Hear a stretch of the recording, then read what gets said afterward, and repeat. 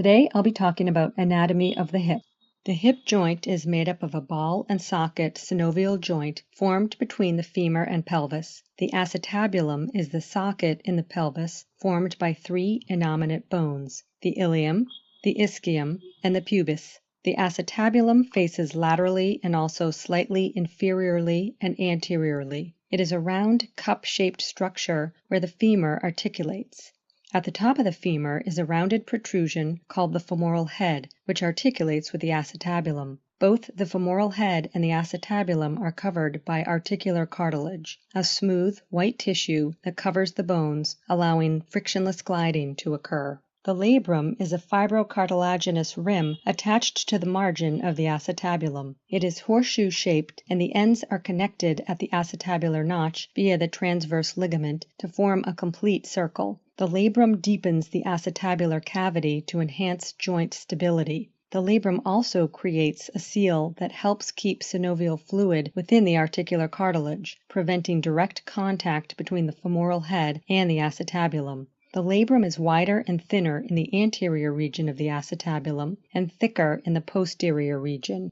There are several ligaments that connect the femoral head to the acetabulum to help provide further stability to the hip joint and restrict the joint from going into extreme positions. The most notable ligaments in the hip joint are the iliofemoral ligament, the pubofemoral ligament, the ischiofemoral ligament, and the ligamentum teres. The iliofemoral ligament is the strongest hip ligament and connects the pelvis to the femur at the front of the joint. This ligament is Y-shaped and often referred to as the Y ligament of Bigelow. It attaches to the anterior-inferior iliac spine and the lower part of the intertrochanteric line. It prevents hyperextension of the hip joint during standing by holding the femoral head within the acetabulum.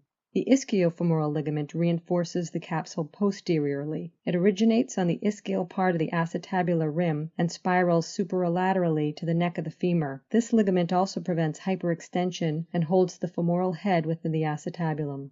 The pubofemoral ligament is attached to the obturator crest and the superior ramus of the pubis and blends with the joint capsule. The pubofemoral ligament reinforces the capsule anteriorly and inferiorly and prevents overabduction of the hip joint. Now let's talk about the musculature of the hip. There are 22 muscles acting on the hip that contribute both to the stability and mobility at the hip. The musculature can be broken down into 4 quadrants: anterior, posterior, medial, and lateral.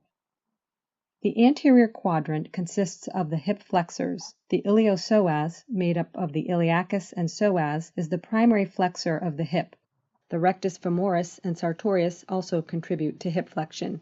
The posterior quadrant consists of the hip extensors. The primary extensor is the gluteus maximus. In addition, the hamstring also works to extend the hip. The medial quadrant consists of the adductor group. These are 5 muscles that include the adductor longus, adductor brevis, adductor magnus, pectineus, and gracilis. The lateral quadrant consists of the abductor muscles. The primary muscles that abduct the hip are the gluteus medius and the gluteus minimus. In addition, the tensor fasciae lata and gluteus maximus contribute to hip abduction. Deep in the lateral and posterior quadrants are 6 muscles that externally rotate the hip. These consist of the piriformis, obturator internus and externus, gemellus superior and inferior, and the quadratus femoris.